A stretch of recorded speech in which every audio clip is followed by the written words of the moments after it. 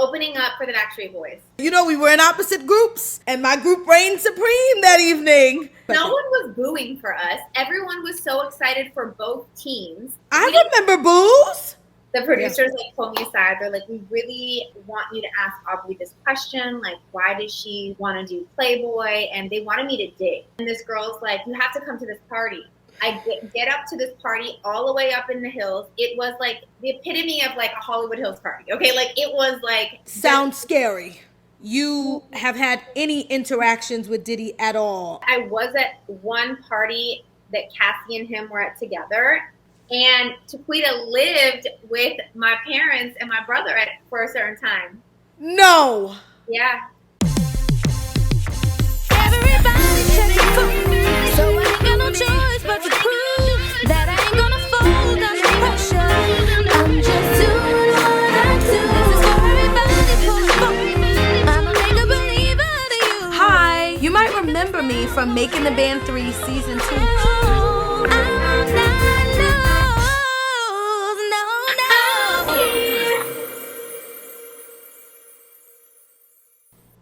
My people, my people, my people. Welcome to Storytelling with Dominique Renee, where I am telling my story and clearly the story of others as well, and living my best life while I'm doing it. We've been doing a lot. We've been doing the lives. There have been things getting in between this right here, but I'm doing the work that y'all are tasking me with. We have another interview today with someone who y'all have been asking about. Yes. I got Melissa Molinaro on Storytelling with Dominique Renee. I'm not going to get in the way of y'all and y'all interview, okay? So get into it, and then we'll talk. Melissa! Dominique! Girl, we finally got it together. We've been trying to get it together, and I am so excited that it's happening. Thanks. Oh my gosh. My Making the Band sister, we back 20 years later. 20 years later. I know. I want to give you a hug. We got to get together. You on the West Coast though, I'm on the East Coast. When we're going to figure out how to bring it together. Yeah. I am so happy to have you here on Storytelling with Dominique Renee, okay? We are about to have a time. Let me tell you one thing. Coming into this, I have learned that Making the Band has some tremendous and loyal fans. And the people have been asking for Melissa. Okay. They've been on my back. Where's Melissa? When are you interviewing Melissa? And I'm like, okay, people got schedules. People got work. People got kids. People got lives. And now we are here. We're here. Dominique, oh my God. I just want to give you a big hug. This is the best. This is the best ever. I'm so happy we connected. It's been so long. I can't believe it's been 20 years, girl. Girl, you telling me. Every day I'm like, nah, that's not real. Like 20 years. We did that show in 2005, girl. That's wild. It's unbelievable. That's wild. Yeah. So I'm going to give the people what they want, and we're going to jump in. We have so many things to talk about. I know, we have so much to catch up on. I'm like, I need to catch up. I'm just so excited, first of all, to be here, to see you. You look amazing. I'm so Thank you, ditto. I'm so proud of you. I'm so proud that you started this. This is so great. And yes, we do have some very loyal Making the Band fans. Oh and I know when you go out, I know when I go out, there's going to always be that one person, that's like, oh my God, I remember you from Making the Band. I was rooting for you. I loved you. Like, whatever it is. It's so cool that we get that blast from the past. It's so nostalgic too. I love nostalgic moments. Yes. So, okay, so many places to go. We're just going to start from the beginning. Okay. And I'm taking feedback from my storytelling folks, right? And trying to do more research as we go into these interviews, because people have so many things that they want to know. And girl, researching you have a long history in entertainment. You've been doing this since you were so little. So before I even get into how we got to making the band, I would love to hear about entertainment before making the band, how you got into it. I saw like gymnastics and dancing and joining girl groups and all this stuff. So like you could start from back in Canada, you could start from Michigan. I just want to hear a little bit about how you got into entertainment as a kid. Okay, so I'll say just Michael Jackson. I'm just gonna put out Michael Jackson. Michael Jackson, when I was little, he was my idol. I would watch him. I would try to emulate his moves. Mm-hmm. He inspired me so much to want to try to dance, to sing, to be an entertainer. Michael Jackson, Janet Jackson, I just loved them so much. And I remember watching an award show when I was really little, and I think I was sitting on my dad's lap, and I was like, I want to do that. Like, whatever that is, like, I want to do that. Like, it was a very memorable moment where even maybe I might have been like 5, 6 years old. I might have been my daughter's age. And to know back then that's like, no, that's what I want to do. And that drive, that never left me, Yeah. So when I was in Canada, my parents would try to put me in dance classes, but it was like cute dance classes when I was little, but it wasn't anything to what I was exposed with when I moved to Michigan, when I moved to the U.S. Yep. So then when I moved to the U.S., I was at school. There was a talent show. Oh, by the way, let's take it back even. I would always watch Star Search, like every Sunday. Yes. Okay? I would always watch Star Search every Sunday with the family. And I have a big Italian family, and we would get together for Sunday dinners, and Star Search would always be on. And I would watch that show like, I want to do that. Like, whatever these girls are doing, this little dance group, these singing groups, like, do that. Yes. So, okay, first of all, a couple things coming up. Michael Jackson, girl. Michael Jackson. Y'all, if you are into this, you gotta like and you gotta subscribe and you gotta share. So the buttons down below, get the button in. Subscribe so you can get the notifications and keep seeing this show, Storytelling with Dominique Renee. Arguably, not really arguably, the greatest entertainer in history. I don't know that that's arguable. It's not arguable for me. It may be arguable for others. But I will say about my 5-year-old girls, my twins, growing up as a musician, as someone who like similar to you, just watching all my faves on TV and being like, oh my God, I love singing. I feel like I had this vision. I started singing when I was 2, so I feel like I had this vision for my kids. Like, I'm going to get my girls into, R&B, and they're going to be singing and da-da-da-da. So when they were little, I would just play all my faves for them. My Mary J. Blige, my Brandy, my whatever. And nothing was sticking, okay? I just felt like they would be like, oh, okay, this is cute. But not be like, oh, I want to hear that again.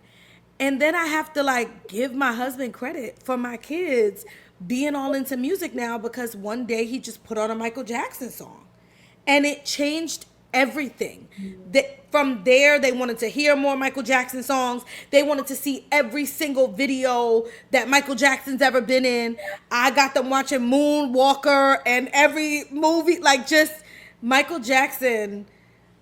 It doesn't surprise me that is where things started for you. Yeah. But I had a question. Are your parents originally, I know you were born in Canada. Are your parents from Canada? Yeah. So my mom actually immigrated from Italy with her family to Canada. Gotcha. And then, my dad is also from Canada. So my mom. And what brought them to the U.S.? Opportunity, work. So my parents got transferred. They were both in the car industry, General Motors, Chrysler, Motor Cities in Detroit. So makes sense. We moved there, and I was in 5th grade. And that's when I was going to school. I saw these girls dancing, and I was like, no, Mom, like, this is it. Like, what these girls are doing is what I want to do. So and did they believe in this? Were they like, yes, let's do it, let's pursue it? Or were they kind of like, girl, go get them grades up? Like, what was their energy around it? Yeah, they were supportive of it. They put me in dance, and they supported it. And I think at that time, the dance studio that I was at they had been on Star Search. So they had groups that had been on Star Search. So I was like, okay, I know I'm in the right place. I know this is where I'm going to thrive. I'm going to grow. And I think you need to be exposed, or if you want to be with someone who's done things like that, you need to find a studio. Like, who are these groups? you know? Yeah. So Yeah. it just, Where's it going down? Because I want to be there. yeah, so it just so happened to be that that dance studio had opportunities. They went on Star Search. I was like, okay, we're good. So I trained so many years from, fifth grade till I was a senior in high school. I competed in jazz, tap, ballet, lyrical, hip hop. And then as I got older, I would come out to LA in the summers and I would train at like the Edge. Yeah. And, what was the other one? It was the Edge that was really popular. Millennium wasn't around yet. So it was the Edge and what was the other one that we would always go to? I can't think of it, but any of the major dance studios in LA. You were like, I'm in there. Yeah. So I would take these like summer intensives, and I was so happy that my parents, my dance studio again, would take a few chaperones, be like, hey, we're gonna go out to LA. We want to expose the girls, dancers to, you know, other dance styles, and that was really great for me. And when I got here, I was like, oh no, I want to move here. Like, this is where I want to live. This wow. So yeah, and then. So did you move to LA before or after making the band? Before making the band. Okay. So now I'm in high school. Yeah. So I'm in high school, and I told my parents I got a scholarship to dance at the Performing Arts Center. That was one of the dance studios I used to go to in the summer, and I had to turn it down because I had injured my foot. So I had to get surgery. I had like a bone-on-bone Achilles weird situation, and I was devastated. Yeah. Like, these were everything I wanted to do, and I had to turn it down. So my parents then got a job opportunity in San Francisco. So we then moved from Michigan to San Francisco to the Bay Area, and my brother. Shout out to the Bay. Shout out to the Bay. And what's actually just so funny, I auditioned in San Francisco for making the band. That's okay. So I was like, take me to what's going on for you at this time, and how did you end up auditioning and hearing about it? Yes. So I was in a girl group. My parents are in San Francisco. I moved to San Francisco with them. I hear about an audition for a girl group. I rehabbed my ankle. While I could have been in LA with the scholarship at the dance program, I rehabbed my ankle, lived with my parents for 1 year, and my goal was to move out to LA. In the process of all that happening, there was a girl group audition I heard about. They're like, you gotta go. I think my dad drove me out to the audition. I auditioned for this girl group called Goddess. I ended up making it into the group. And you know, then that's what gets me to LA. And then I moved to LA. And then I'm in LA and I'm doing the girl group thing for a bit. But something ends up happening with the manager. Some girls end up dropping out. And I'm kind of like, okay, well, I'm in LA. I still want to sing. I still want to dance. Yeah. I'm auditioning. And I hear about this. Actually, my husband, who at the time we weren't even together, he's like, you got to audition for Making the Band. Like, they're doing a second season. You should go audition for this show. So wait, but how did you know each other? Well, so senior in high school, we met. We fell in love that summer. We were doing kind of like long distance. He ended up moving out to LA because he knew that's where I was moving. And then man, following you and saying, I'm gonna be where you gonna be. Right. I love it. That first year in LA, we were together, but we were like, you know, 18, 19 years old, broke. Very young. We didn't know what we were doing. You know, he moved out to LA because of me, but he had to go back and finish school. So he was like, I've got to go back. You know, he's like, you can do your thing out here. We tried to do the long distance. It didn't really work out. So we ended up separating, but he was always that person in my corner that was like, you know, because he had seen me from when I was younger, just like how I love to perform and sing and dance. And he knows that side of me. He's like, you have to audition for this group. So I was like, well, they're not coming to LA. They're only coming to San Francisco. So I got in my car. I called up my girlfriend who was in the Bay. I was like, can I crash on your couch? Because I'm going to wake up in the morning and go down to the city and audition for Making the Band. She's like, absolutely. So I drive from LA to San Francisco, crash on her couch, wake up that morning. The line is wrapped around the block like 5 times, girl. Like, girl, everywhere around the country. Same in DC. That first cattle call of girls that went out, it was crazy. was crazy. So I auditioned in front of Johnny Wright, and he was like, all right, thank you. And that was it. And then I was like, oh, okay, I guess I didn't get it. I'll just, get in my car and go home. And that was cute.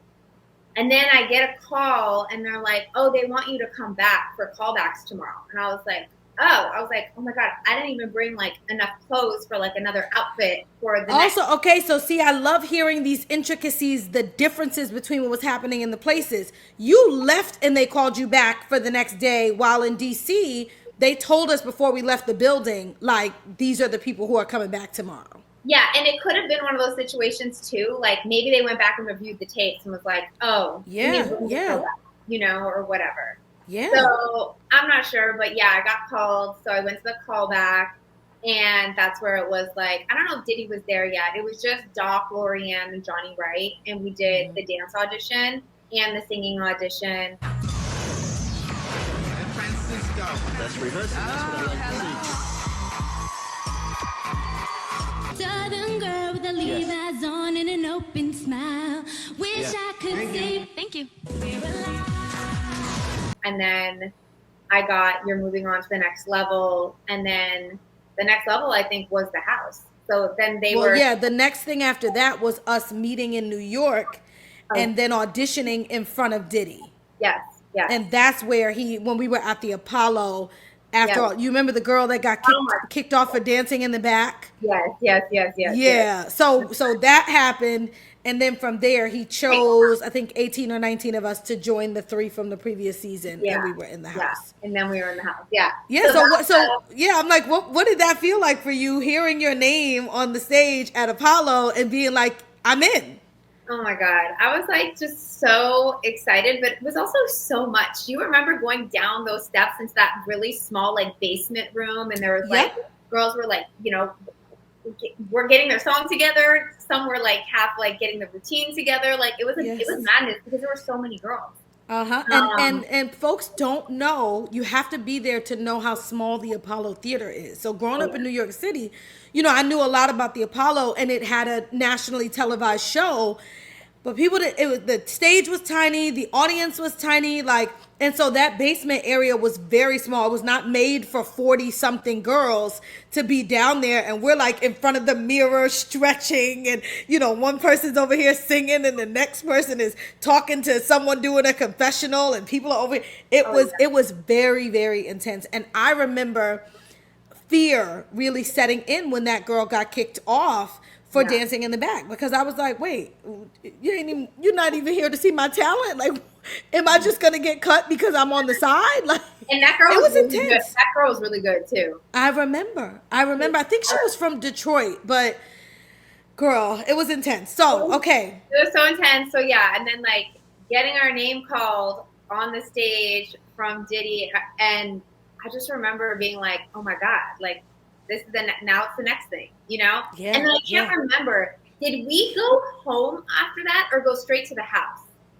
No, we went straight to the house. We went straight to the house. So there was no home. We went straight into it, which was wild. Because, you come there and you hope that you're going to make it, but also, are you really prepared to?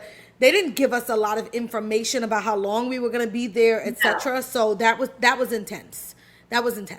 Yeah. Okay, so we're in the house. They didn't give us information about anything. Remember, nothing. There would be weeks. Hold on, this is hilarious.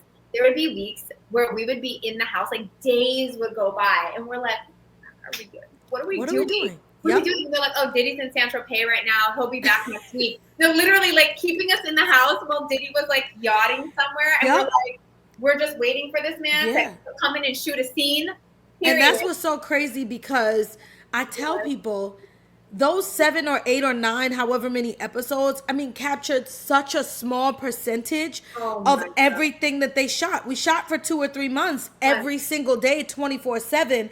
And so it was so interesting to me, the things that they chose to, the stories they built right through editing, because they filmed a lot.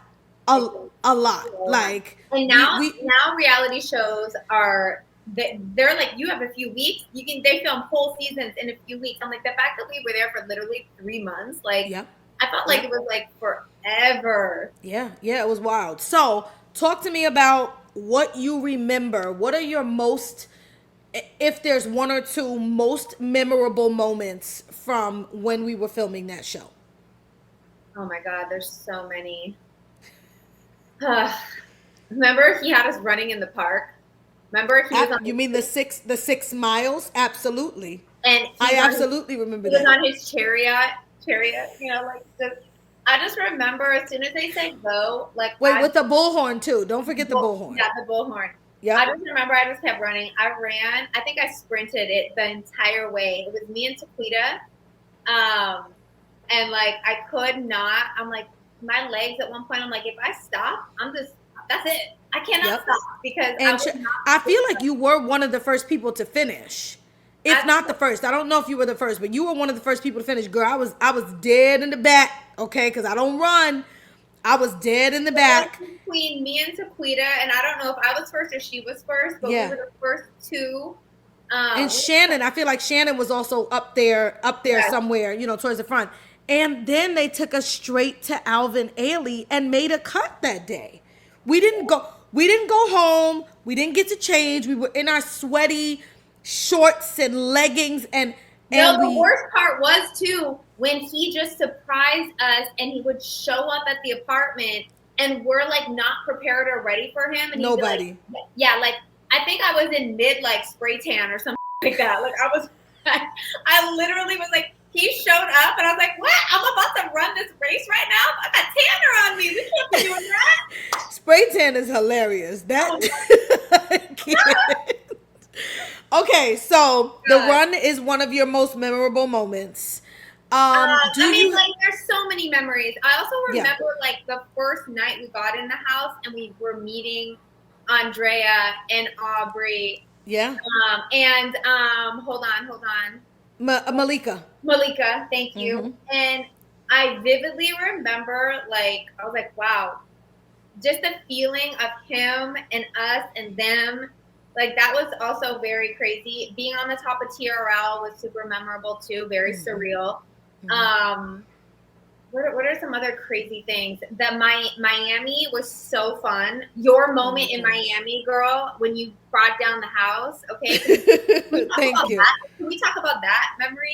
Listen, it is the only thing people have talked about with regard to me for the show for the last 20 years. It was, it was a moment. It was a moment in culture. It was just a moment that cemented me on the show. When Beyonce said, "You are the moment," honey, that was you are the moment. Okay, that was one of the most iconic moments in television. I feel like. Thank you. Yeah, thank you for saying that. Like it really was. It's so interesting to hear you say Miami was so fun because there were fun moments, but I felt like Miami was very intense. It was that. Maybe that's what it was. It was very intense, but it also for me, I think it was my first time ever going. Oh, mine too. That was my first. Oh yeah. I mean, we were all, and that's what threw me off about it being so intense is a lot of us are like, oh my God, we're in Miami. It's time to party. And they were like, okay, have a little fun. And then they're like, boom, working out on the beach with weights on your ankles. Marco, the workouts with Marco. Yo, you remember? Now hold on, because I don't know who remembered this. Do you remember us having to go to the top of the tall building, up the stairs? Yeah. And he's like, yeah, if you don't make it to the top, then you ain't making it to the top. I'm like, that was the most intense to this date. That is probably the most intense working out I've ever been involved in. We were working out with like an icon. That's Beyonce's trainer, Marco. Remember on Beyonce's documentary when she's like, Marco, she's FaceTiming him saying after she had the twins, she's like, look how much weight I've lost. We were working out with Beyonce. Girl, this is the thing about it happening 20 years ago. I'm getting with different castmates and different memories are being unlocked because I haven't thought about Marco until this moment. And yes, I remember Marco's training me like a maniac, like I was Beyonce when I wasn't. And that's so insane to hear that he is Beyonce's trainer because hello, we did it first. Yes. No, literally. We were training with Marco and oh my God, he was killing all of us, but he was the best. He was the best. I was like, oh my God, I need to train with this guy outside of here. This was we were having the best workouts with him. We were all dying, but they were still the best. We were dying. We were dying. And then, like, I also felt like Miami was so crazy and so fun at the same time because it was like sabotage for like the producers of the show because they'd be like, let's get them to do this fun thing, and then dun dun dun, you gotta go do a dance show. In the middle of the night, that night when I sang the Deborah Cox, Diddy is like, oh, everything's on me. Go to the club. Lorianne, take them out. We're in the club. And then she's like, wait, I got to take a call in the middle of a club. And that whole, it just I got to do what? I got to bring them where? Oh my God. And then they literally gave us like, I feel like they took us back to the Sagamore. We were staying at the penthouse in the Sagamore. And they're like, yeah, you got 5 minutes. And we were like scrambling. Everybody's running, screaming, trying to get their heels on and their pants. Whatever. That was crazy. And it was the middle of the night. It was really the middle of the night. And Miami was the time. Do you remember who would come and watch us? It was Kim Porter. It was Ryan Leslie. Remember Ryan Leslie would pop up in thing. I remember like I was like, wow. And he had that European swag. Remember his big glasses? He would always Yes, I do. He looked like he was like fresh off of an Italy. Do you remember Robin Thicke coming through? Yes.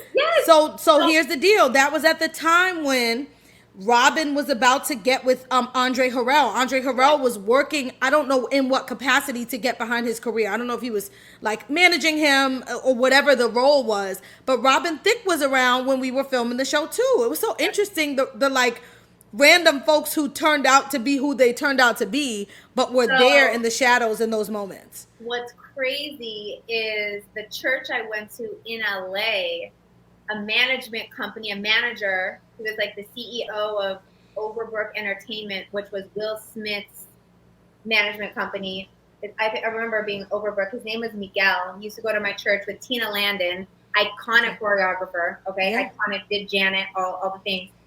And he, I think at the time, was working with Robin Thicke because at one of our auditions in New York, I ran into at Diddy's studio Robin Thicke and Miguel, and like, yeah, it was just like so weird. And they gave me, did Robin Thicke ever give you his first EP? He gave me his first EP. I feel like I remember this. Because they were trying to push the music.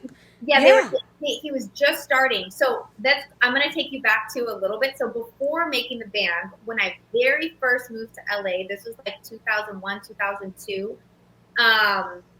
I went to a store on Melrose, and this girl's like, you have to come to this party.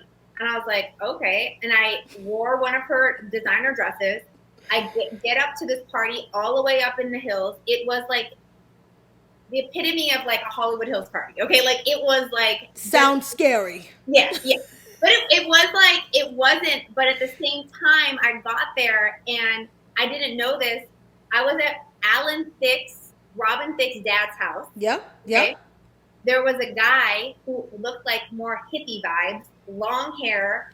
Robin Thicke, he used to have. I remember this before he got with Andre and he got on his R&B. I remember, and I'm not remembering the single right now, but he had a single where he had that grungy hair. Like he had long, but like it was a totally different vibe. And like I was like, oh, this guy at this party, I was like, oh, this guy can sing. Like he can really sing. Then I look to my right and it's Billy Woodruff, the director of a million music videos. Like, again, iconic director. Also director of Honey, and Jessica Alba and Billy are dancing on the dance floor. And hold on, because girl, we're going to get to you being in Honey, too. I know. So it's so weird. So, like, all of these moments, like, somehow are just, like, all connected. Full circle. Yeah, but I do remember getting an EP from Miguel in the lobby or studio of Diddy's, the one in New York, the one we Daddy's house. Daddy's house, yeah, the one we always go to. And it was like Wanna Love You Girl, had like his very first single that was gonna come out. And I remember like listening to it on the plane back to LA. And then a few months later, that he dropped popped. And it was it. Yeah, that was it. Because when we met him, he had already had that single out with the long hair and stuff. But when we met him on the show, the only thing I knew about him was his daddy and the show. What was it? Who's the Boss? No, what was Alan Thicke's show? Because Growing Pains, and his dad sang the theme song, so the singing run in the family. Oh. Yeah, it's crazy. That's so crazy about that party. Okay, so anyway, so many crazy moments, literally, like through making the band. There's so many. I loved my favorite moment. Yeah. Opening up for the Backstreet Boys. My favorite moment ever. There's nothing like the feeling of us opening up for that crowd. And I will say, they did us dirty on the editing. I'm just gonna start. Okay, let's get into it. I was gonna say, now you know we were in opposite groups, and my group reigned supreme that evening. Yeah. I had Kelly on the show, so Kelly was talking a little bit about what you guys were experiencing in that other group. So I would love to hear what that was like from your perspective. No one was booing for us. Everyone was so excited for both teams. I remember boos. No, babe. I do. Now hold on.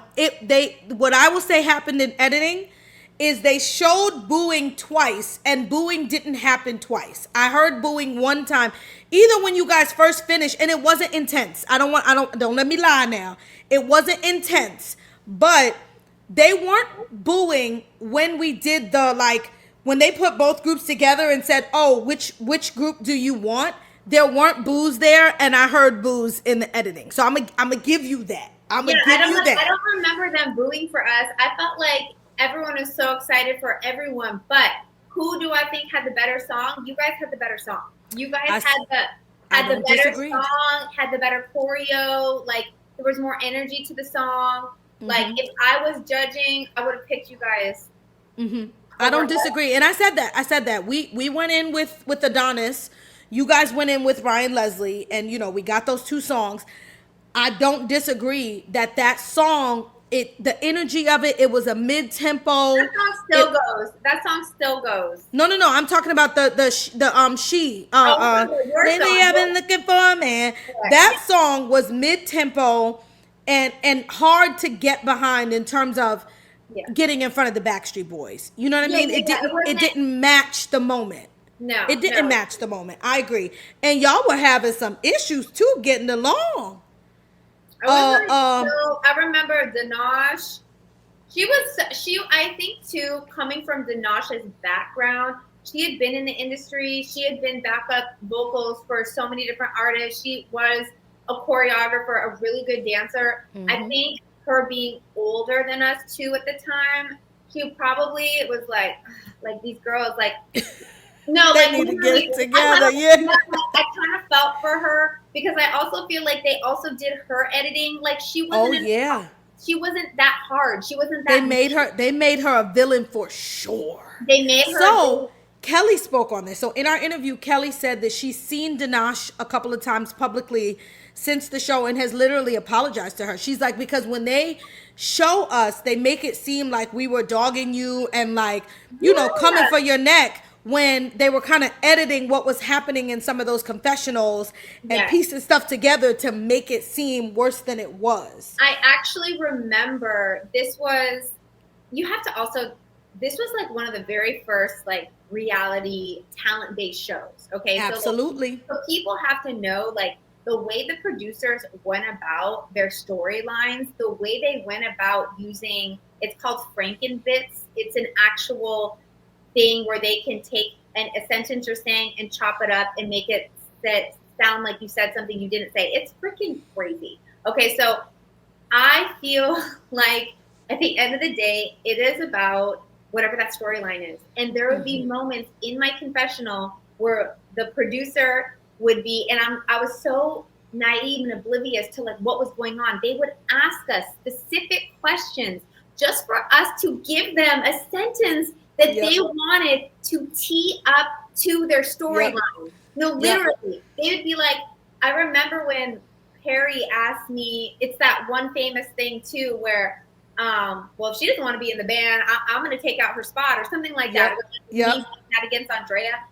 But that he specifically asked me a question to get that Sent it. to elicit that type of response, but not that you were thinking like, oh, I'm here to take this person's spot. And you know what? That probably wasn't even directed at Andrea, but or like a certain person. Mm-hmm. But the way I answered it, again, they could make it seem like it was. So I think with reality, because as you're watching it, you're like, wait a second, that didn't happen. Wait, you're like, dang, wait, was I being that, like, was this person that evil? I don't remember this person being that evil. Yep, that's exactly it. So speaking of these folks, let's talk about some of your relationships. Let's talk about our relationship on the show. Do you have memorable, like, did you build bonds with girls on the show? Did you feel like there were girls who were driving you crazy, getting on your nerves? Like, talk a little bit about that.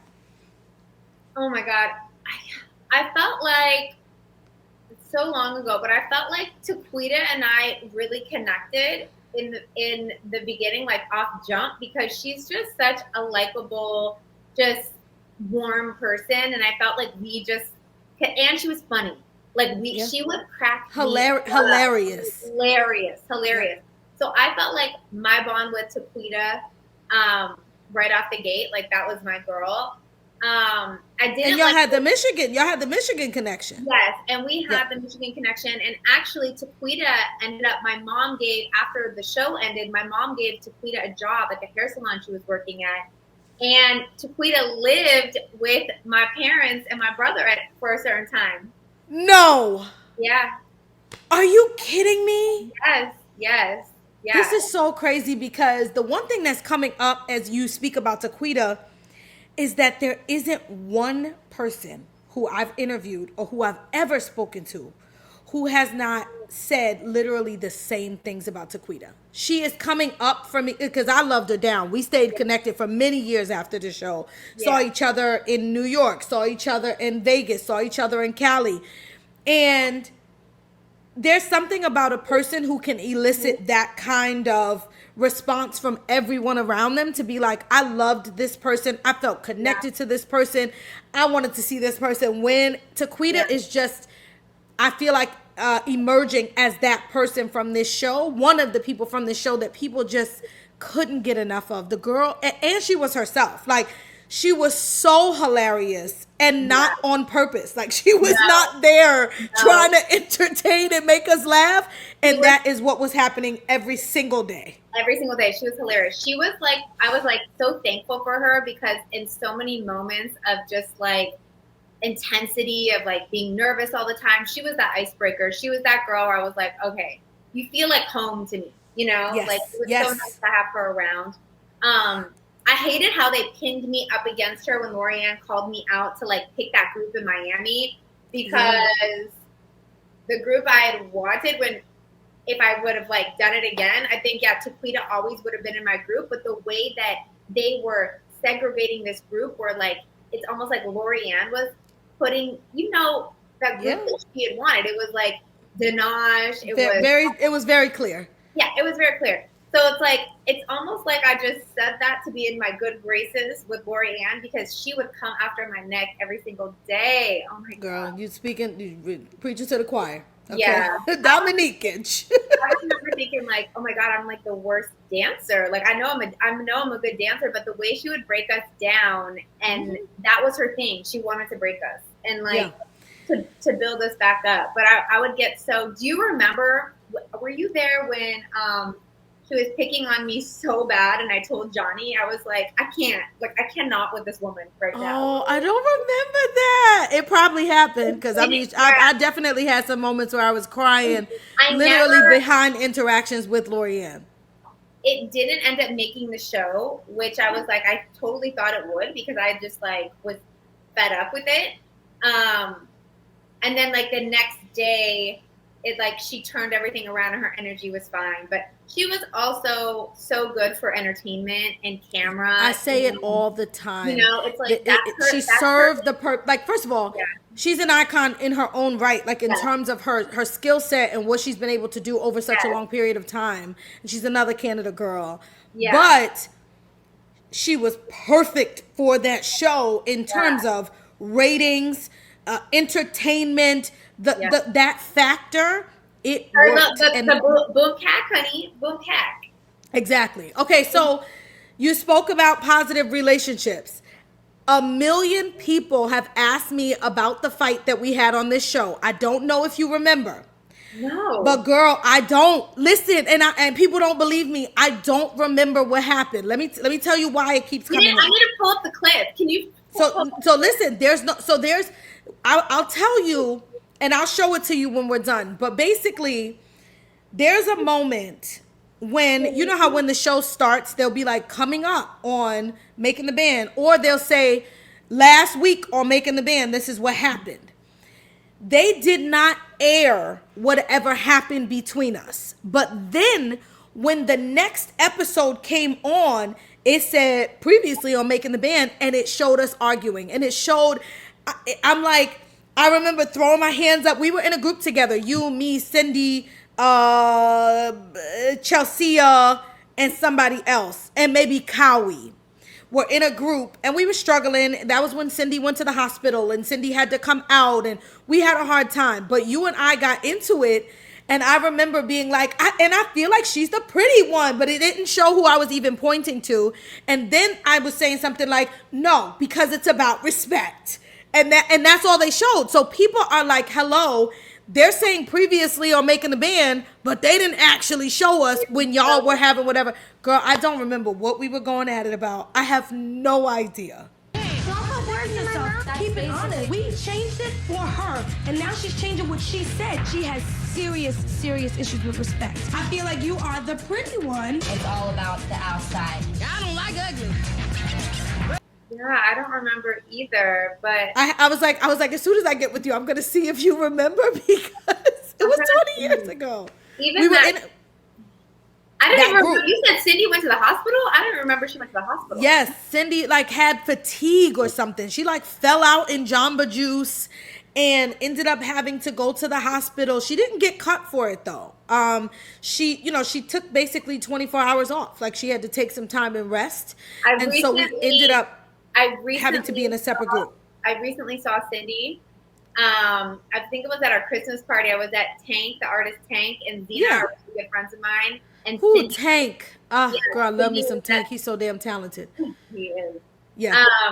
Cindy was there, and we totally had a Making the Band reunion, and got each other's numbers. And Girl, so I just want to tell you right now, in front of all the people, you are connecting me with Cindy because I will be interviewing her. Yes, point blank. Yes, I'm trying to find all the castmates because they want to hear from every last one of y'all. So, okay, people, let me just look in the camera and say, Melissa and I do not remember what happened, and we're good. Yes, we're good. Now, honestly, I'm like, I don't remember what that was, but I got a little hand coming over here. This is Kingston. Hi, Kingston. Hi, Dominique. Hi, Dominique. You know that How you doing, cutie? and I did a TV show many years ago together called Making the Band. Yeah. I would tell the kids any of the episodes. Like they really. They so don't what's happening? Know I was in Honey too. They don't know. They don't know. Wow. Oh, we got to talk about this because my kids, I guess I hadn't really talked to them about Making the Band before I started doing the show. But once I started storytelling with Dominique Renee, our 85-inch TV has my face all over it every day because my husband is my editor. So we're putting moments from the show into the episodes. And one day Naila comes to me and says, Mom, why is that lady so mean to you? She's a bully. Who's she talking about? Lorianne. She literally was like, she's watching it and she kept hearing her critique me about dancing and dancing. And she's like, why is she such a meanie? I don't like that. And I'm like, girl, I ain't like it either. No. I didn't like it either.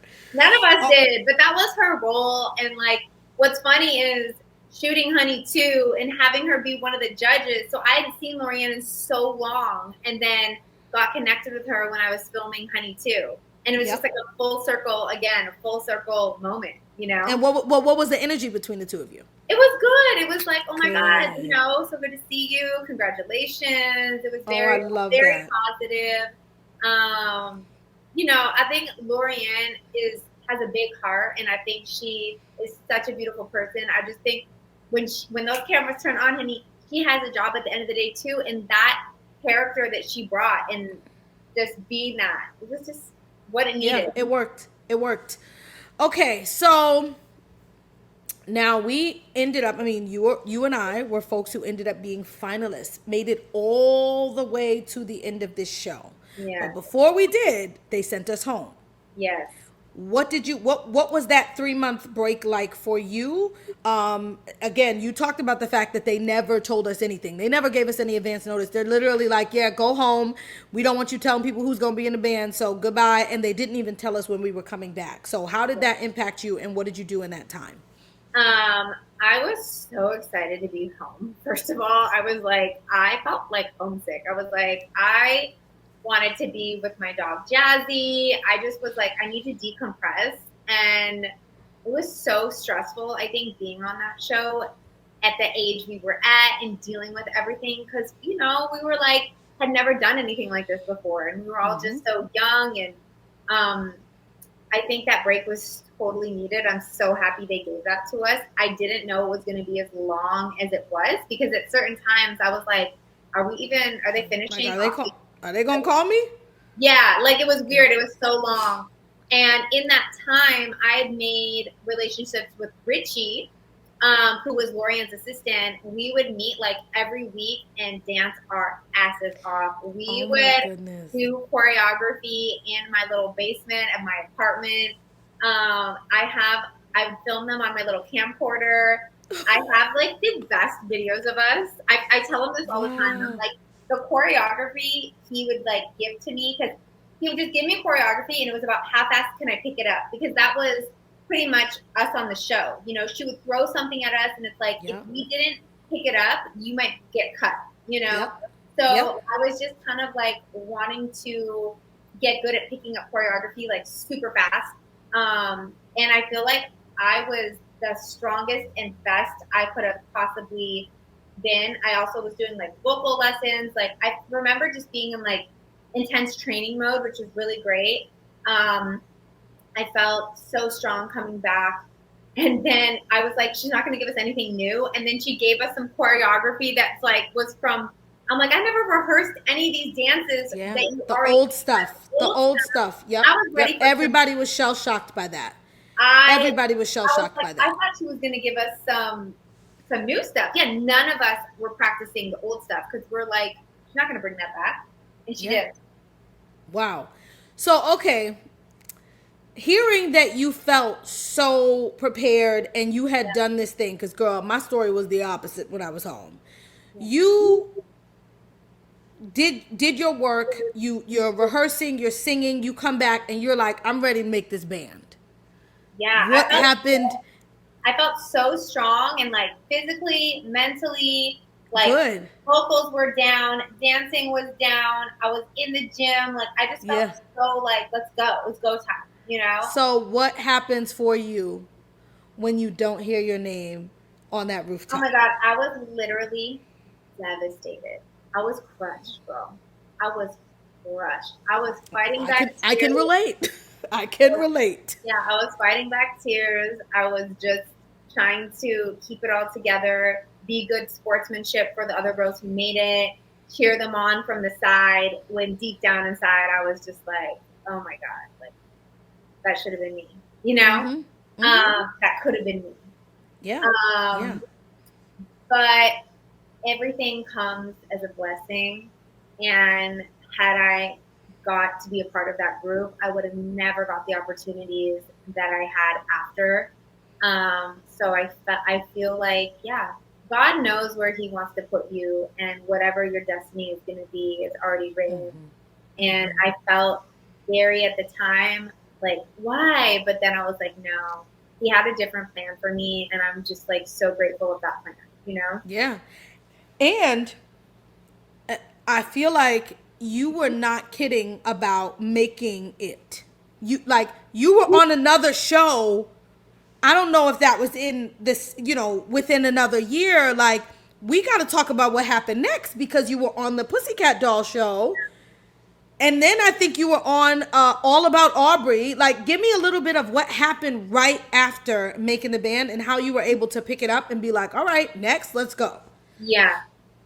Just like that. I had to be, there wasn't any other plan B for me. It was like, this is why I moved out here. This is what I want to do. I'm going to keep going. I'm going to keep doing all the things I was doing. And I know putting my energy into something like that is going to pay off. Like, I don't know what that's going to look like or where that's going to be. And again, another door opened and the audition for Search for the Next Doll came about. So I went to, that audition. It was crazy. It was almost like I was reliving this whole Making the Band experience, like all over again, like round 2, here we go. Yeah. But it was so different. Like it was. Yeah, tell me. I'm like, I want to hear the highs and lows. Like, were you on for the whole time? What was that like? So I think like our producers, Perry, and what was the other guy's name? Ted and Perry. Yep. Ted and Perry. I think for the most part, they kept our storyline true to what it was, but they heightened things here and there, you know? And I think there was so much more time for us to learn choreography, singing. Like it was like when I got on Search, it was like the producer of Top Model, Ken Monk. So his the way he ran his show was it was so different. You know, he was used to like his formula, the Top Model formula, which I felt like was a very fast pace. Like what we thought was fast in Making the Band, girl, that was fast for me, for sure. I mean, but I don't come from this stuff, right? I didn't come from entertainment before I did it. So it makes sense that it would be super fast paced for me. But then this next opportunity for you, you're like, no, this was really fast. No, this was really fast. Like at least with Lorianne, it'd be like, she'd teach us a choreography, then we'd perform it for Diddy the next day. We would like be in the house doing it that night. Practicing. This was like, you're going to learn choreography and then we're throwing you on stage. It was like very much like, it just felt very fast, you know, and the show was filmed very fast. But do you remember the bat phone? Remember we could call out to production if we're like, I'm trying to go to the gym. At least they would allow us to like do things like that. Remember we were able to leave. I was able to go back home to the Bronx. Like, That was crazy to me that you were able to like go back home. Like that's crazy. But we were not. But they followed me. Hold on. They actually followed me. The cameras came back to the Bronx and everything. I thought it was going to air and it didn't. I couldn't go home without a cameraman, but I did get to go home. I did remember like the fact that we got to like go grocery shopping and get food and bring it back to the house. We were allowed to like go to the gym. We were allowed to like go shopping. Oh my God, Aubrey and I would go off and go shopping for like hours with Jasmine. Like it was so fun. But with Search, there was no calling production. You didn't have a phone. Like they took your cell phone. There was no connection to the outside world. Like they were so crazy about keeping who was off, who was on, to the point where at the very end, they put me up in a hotel and I was like, I have to stay in a hotel for like a week or two just because they were filming that last episode. Oh, and they didn't want you to, the same reason they didn't want us to do that on Making the Band. Yeah. So like they didn't want it. So it was a whole thing. But both experience so different, but also so incredibly amazing. Like so much to take from both of them. I don't know. How far along did you get on the doll show and what was the ending of that like? I think I made it to I think it was like the 4th or 3rd, because I think it was the other Melissa, it was Asia, and one more girl. Was it Chelsea? Those were the top 3. So I was the 4th one. So gotcha. I got kicked out, and then they had the top 3 to see out of those girls who was gonna. Yep. And you just kept on trucking. Yes. Which, I mean, tremendous. Like, talk a little bit about your career in entertainment, because you've done TV shows, you've done movies. I feel like I saw you on an episode of The Game, which was my show. Girl, that was my show. Yes, so I saw all the episodes. Talk a little bit about that. So yeah, just being in LA and knowing that this is like what I wanted to do when, you know, if it didn't work out for the Search, like that's fine. It was great. It was another experience. I ended up getting into a production agreement. After that, doing my own music for a bit, auditioning throughout all of this. So commercials, I booked that big Old Navy commercial. which was so fun. Yeah, lots of commercials, which helps pay the bills. And then yeah, TV shows, guest starring on a bunch of TV shows.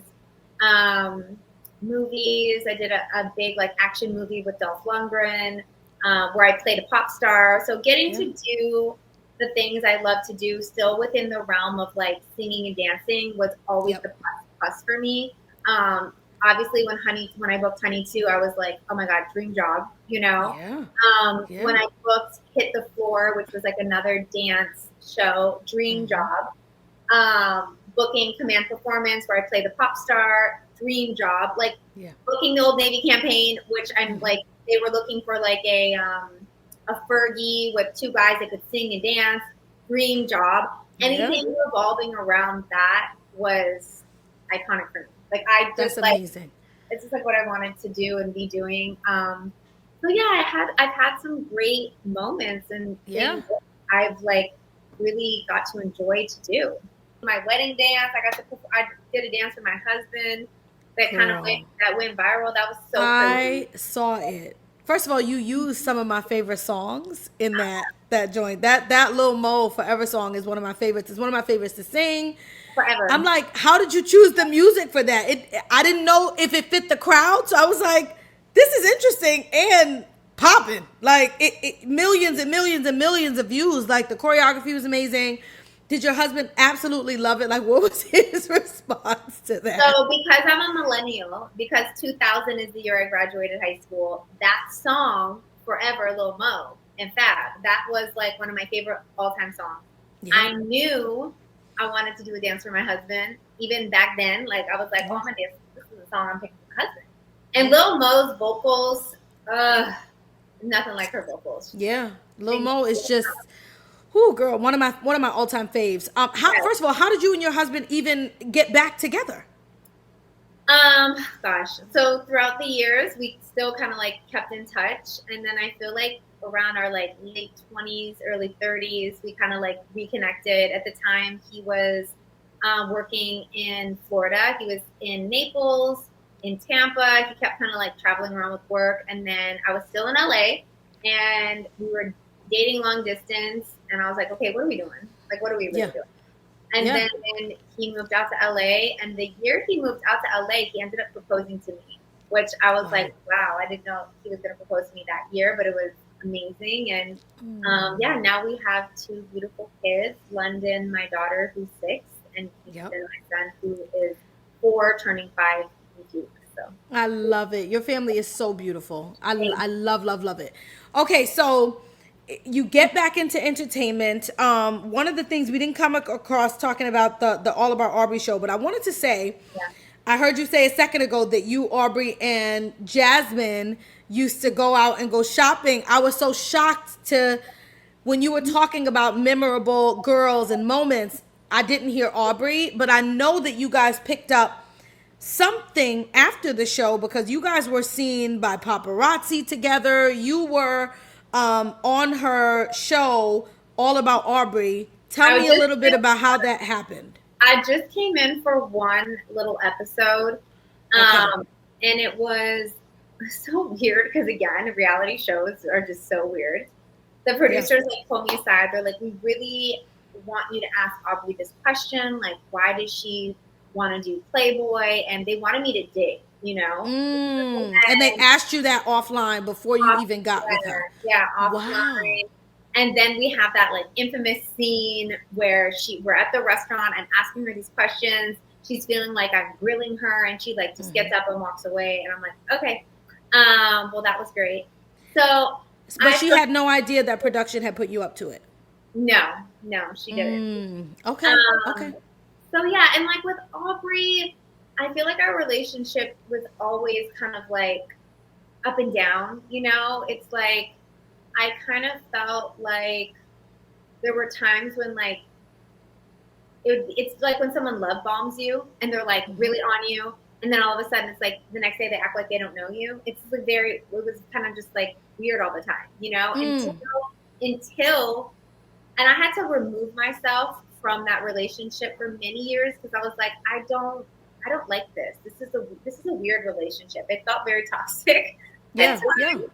And if we can't have an open communication and just that and be civil and be women, then I can't keep doing this back and forth, you know? Yeah. Everything also felt like at times very calculated, and I was like, this feels weird, you know? So I went a long time with like not talking to her, wished her the best, and then, you know, randomly she ends up before we bought our house, she ended up moving into my apartment building. It was just so crazy. And so like almost I know. And so like I'm like, wait a second. And she was like, I didn't know you lived here. I'm like, girl, I've been living in the same apartment building for like 15 years. Like, what do you mean? So like I think she like it was like one of those moments where it was like it forced us to like confront one another and to just have those like awkward discussions. And you know, I always want the best for her, and I felt like she never had the right people around her. Like I felt like she had certain people in her life that I'm like, no one is really guiding this girl, you know?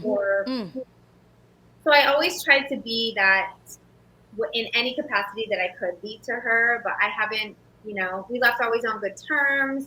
Yeah. And so you guys don't talk today? I feel like every randomly she'll message me on like Instagram, but yeah, like I don't really keep up with everything she's happening with her. But you know, have you had her on the show yet or no? No, Aubrey has me blocked. Yeah. I don't think that she'll be on the show. I'm happy to have her. She is welcome on Storytelling with Dominique Renee, but I'm blocked and I'm not going to like do work to try and get unblocked. I'm going to let her live her best life. And I, similar to you, wish her all the best and want nothing but, you know, happiness in her life. That's what I want for everybody, you know?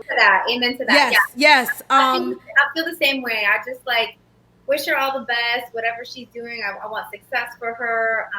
You know. Yeah, that part. And so, I mean, because we all got so much good stuff going on in our lives, you know? Like, you are married with these beautiful children. You've got TV and entertainment. You got Moved by Melissa. I want to hear a little bit about that because it seems like your baby. It seems like something that's really important to you. Yes. I'm like, where's my planner? Oh, they're over here. Hold on. I want to show you. This is the first one I actually came out with, but I created a planner. I'm such a planner kind of girl. I love planners growing up, and I created a planner, the perfect planner, to help me stay organized, driven, focused, my life easier. And this will be going on. This was year 3 that I've had my planner called Make Moves. And then I created the Make Moves Challenge, which is really like mentoring girls who just want to elevate themselves to the best version of themselves. So I've always had like fitness programs, my Power Booty class that I created here in LA, and I do pop-ups with. I went on tour with it. Oh, I love that. And I think having those programs are great if someone's like, oh, let me just buy this program. But sometimes programs don't necessarily work for everyone because they need that one-on-one interaction. They need that accountability. And I wanted to create a community of like-minded women that we could do that together. And the girls who have been, this is going on year 2 for my Make Moves Challenge community. And there are girls who have been with me since the very beginning.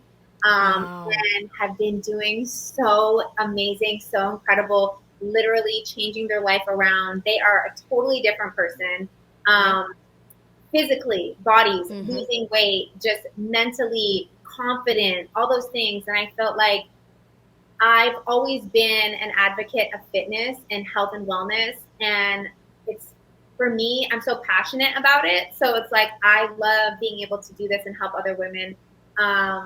And getting that confidence, feeling like their self. So I have been doing this, the last 2 years, and it's the best. And then I love it. I've been doing my online Power Booty classes like every Wednesday.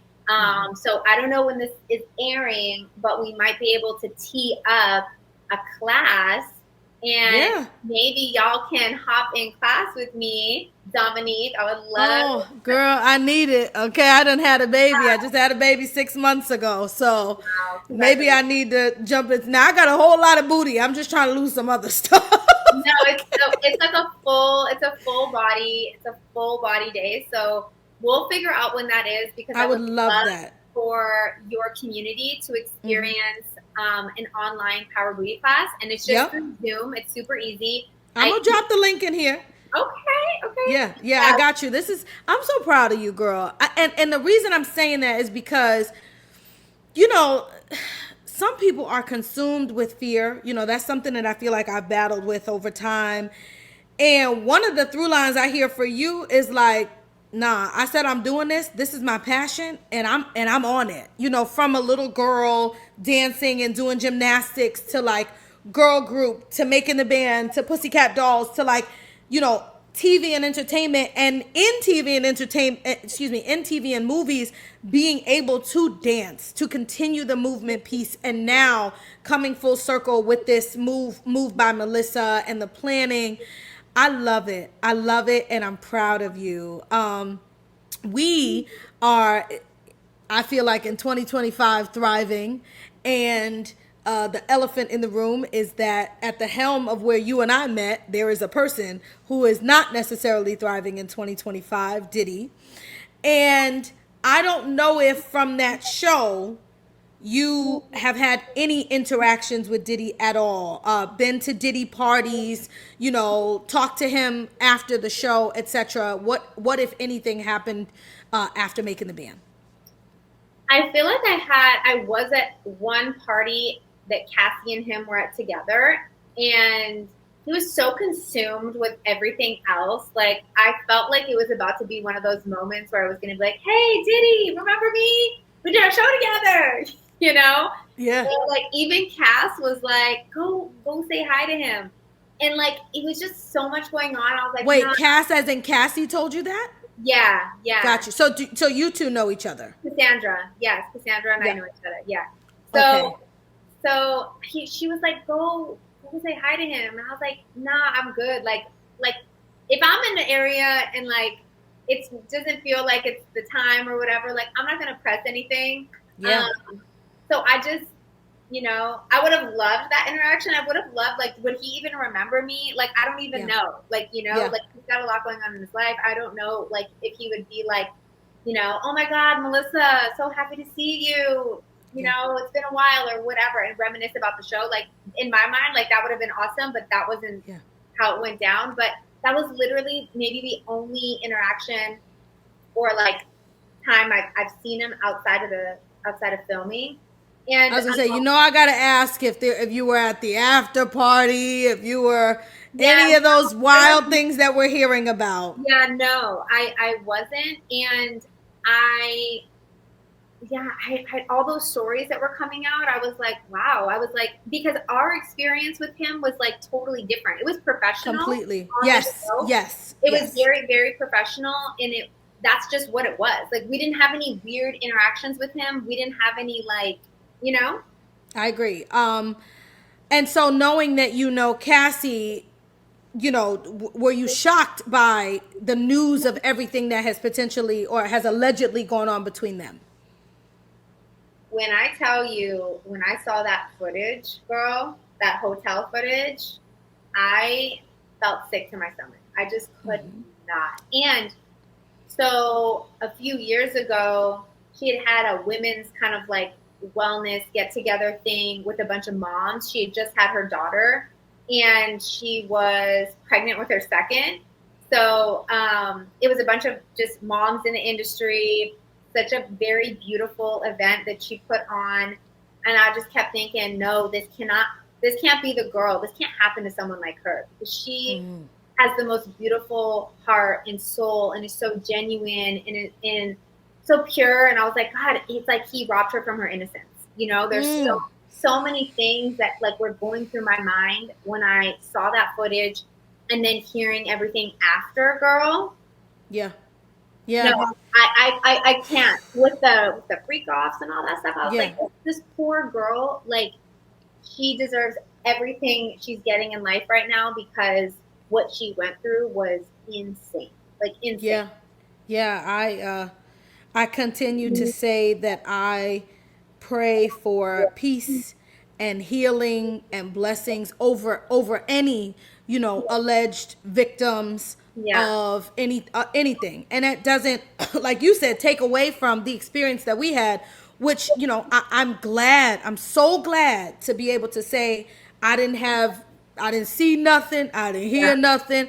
I Yeah. didn't, experience anything at the time, the short time that I was in Diddy's sphere. But yeah, I just echo a lot of what you said, and glad to hear, that you were able to see her in this positive space, especially having babies and all those Yeah. things. I am so grateful that you came and spent this time with me today. We are going to stay connected because we back. 20 years later, we back. But Yeah. girl, if I let you go without finding out who your band would have been, they are going to have my head in these comments. Let me be clear, it's a thing. You gotta tell me, when we did Making the Band, who would your band have been? Okay, and I gotta think back because there are a lot of girls I'm also forgetting. But let me just go off the rip. Yeah.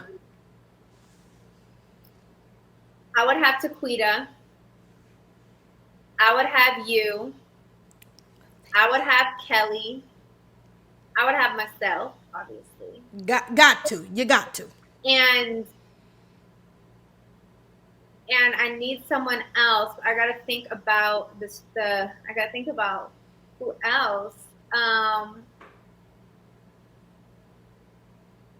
Dawn or Andrea? I was girl, and I didn't want to influence you, but I was gonna say, girl, I don't know no bands that that wouldn't include Dawn or Andrea. I mean, come on, her talent is unreal. That's a good group. That's a good group, right? That's a good group. I like that combo. I like that combo. Right? Wouldn't we be so sick? Come on. Listen, might still be running together today. Okay. And look, I got plans. I'm doing so much, and girl, I'm momming and wifing and all this stuff. But I'm trying to get us all back together, and so I will be letting you know. I'm gonna holler at you when it's closer to that time. I have to figure out a way to get us all in the same space because it's what people want to see. 20 years later, people want positivity, right? Considering everything else that's going on, and people loved our show. We broke records. We broke records. Like it really was a big deal. It was a huge moment in pop culture. We're on MTV. It was a thing. It was a thing. I am just so grateful that you came and spent this time with me. We are staying connected. I'm not gonna forget, girl. You connected me with Cindy, so I could get Cindy on Storytelling with Dominique Renee. What about Jasmine? Have you interviewed Jasmine yet? I'm trying to get in touch with Jasmine. I think something's going on with our Instagram. Instagram might be shadow banning me. We'll see. So we got to figure it out because I need to get Jasmine on this show. You need to connect me with Kelly. Oh, I got you. She's happy to be connected, to be reconnected with the girls, and so she will be so happy to hear from you. That's why I said I gotta get the reunion going. I'm doing it. I'm doing it. Anyway, this is not the end of Dominique and Melissa, okay? And like I said, I'm gonna let the people know about Move by Melissa and booty lifting classes and planning, okay? Thank you. Go be with your beautiful family. I'm gonna go be with mine. And I love you, girl. I love you too, Dominique. Thank you so much for this time. It's so good to see you. I love seeing what you're doing and how you're bringing us all back together. So thank you for just reaching out, girl. I'm so glad we made this happen. I love you. Ditto. Have a good evening. Mwah. Bye, babe. Y'all, that was so much fun. I really truly have not talked to Melissa in 20 years up until, the past few months. And so we were truly in catch-up mode.